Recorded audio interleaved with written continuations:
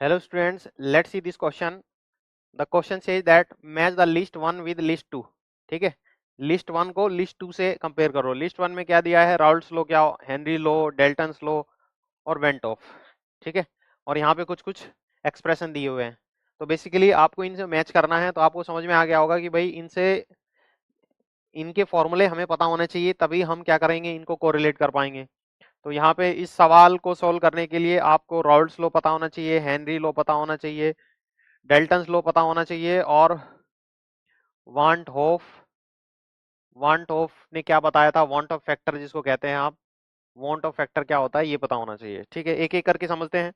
Raoult's law आपको पता है, लिक्विड के अंदर लिक्विड के अंदर किसी भी सब्सटेंस के मोल फ्रैक्शन और उसको मल्टीप्लाई कर दिया जाए pure vapour pressure of that component, इन दोनों का multiplication vapour pressure of that component आ जाता है सॉल्यूशन के अंदर। ऐसे लिख सकते हो।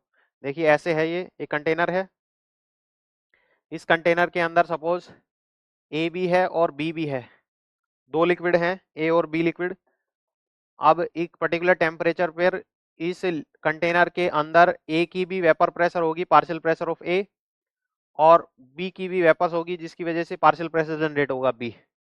अगर इस कंटेनर के अंदर जो ए और बी भरा हुआ है इस लिक्विड फॉर्म में मोल फ्रैक्शन ए के ऐसे रिप्रेजेंट किए और बी के मोल फ्रैक्शन अगर काई बी है, ठीक है, तो अगर पी और प्योर फॉर्म में ए का वेपर प्रेशर उसी टेम्परेचर पर पी नॉट ऑफ ए है, बी का पार्शियल प्रेशर वो temperature P not of B है, तो डॉल्टन्स लो क्या कहता है, हेनरी लो की बात करते हैं पहले। हेनरी लो क्या कहता है, हेनरी लो ये कहता है पार्शियल प्रेशर जो ए का पार्शियल प्रेशर होगा वो एक्चुअली लिक्विड के अंदर ए के मोल फ्रैक्शन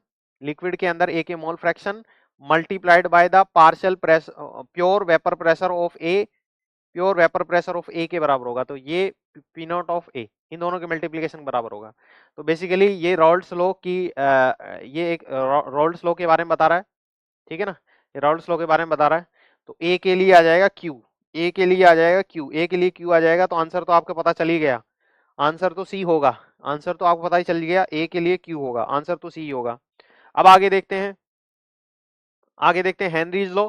हेनरी लॉ आपको पता ही है, हेनरी लॉ क्या बताता है भाई, हेनरी लॉ बताता है अगर एक कंटेनर है उसके अंदर कोई लिक्विड भरा हुआ है तो उसके अंदर कोई गैस अगर पास की जाए तो गैस का जितना ज्यादा प्रेशर लगाओगे उतना ही ज्यादा गैस जितनी ज्यादा प्रेशर के साथ डालोगे उतनी ही गैस जो है लिक्विड के अंदर घुस जाएगी, लिक्विड के अंदर उसके मोल फ्रैक्शन ज्यादा होंगे।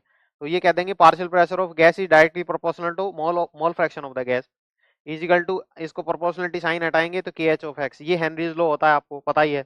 तो हेनरी लॉ के लिए आ जाएगा, बी के लिए आर आ जाएगा, बिल्कुल सही है।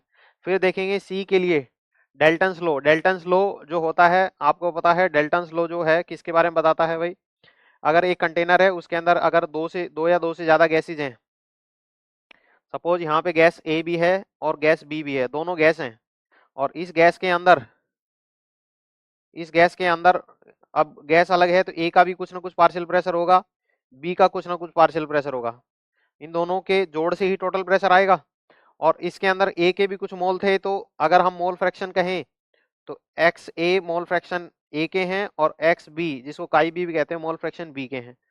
तो डल्टन्स लॉ ये कहता है अगर दोनों गैसेज हैं तो जो पार्शियल प्रेशर या मोल फ्रैक्शन की बात करें, मोल फ्रैक्शन जो है ए का निकालना है, अगर मोल फ्रैक्शन जो ए का निकालना है वेपर फेज में, वो होगा partial pressure of A divided by total pressure.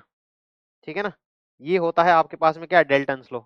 तो बेसिकली डेल्टन्स लॉ, ये वाला डेल्टन्स लॉ हो गया आपके पास में, देख लो, partial pressure of mole fraction of A is equal to partial pressure A divide by total pressure. ठीक है, और वेंट ऑफ फैक्टर किसके बारे में बताता है भाई, आप जानते हैं एबनॉर्मल मॉलिक्यूलर मास के बारे में बताता है। वेंट ऑफ फैक्टर का फॉर्मूला भी आप जानते हो, want of factor, want of factor का जो फॉर्मूला इसको आई से रिप्रेजेंट किया जाता है, ये आई इज इक्वल टू होता है observed observed observed colligative property divided by normal colligative property, normal colligative property. ठीक है, और कोलिगेटिव प्रॉपर्टी जो होती है वो इनवर्सली प्रोपोर्शनल होती है मोलर मास के।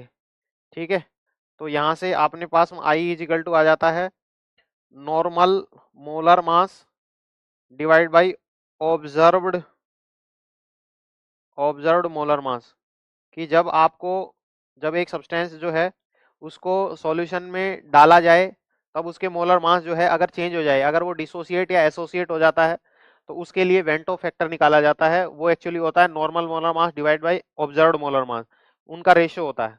तो बेसिकली पानी में डालने पर या इसकी सॉल्वेंट में डालने पर सोल्यूट है वो अपना ओरिजिनल मोलिकुलर मास ना रख करके या तो एसोसिएट होने की वजह से चेंज हो जाएगा या फिर डिसोसिएट होने की वजह से चेंज हो जाएगा। और एसोसिएट या डिसोसिएट होने की वजह से जो चेंज हो जाता है तो वो नॉर्मल ना रह करके मोलिकुलर मास कैसा हो जाता है, एबनॉर्मल कहलाता है वो। ठीक है, एबनॉर्मल मोलर मास के बारे में बता रहा है। तो इसका एक ही ऑप्शन है जो हम पहले ही चेक कर चुके हैं, option C is the correct answer. Thank you.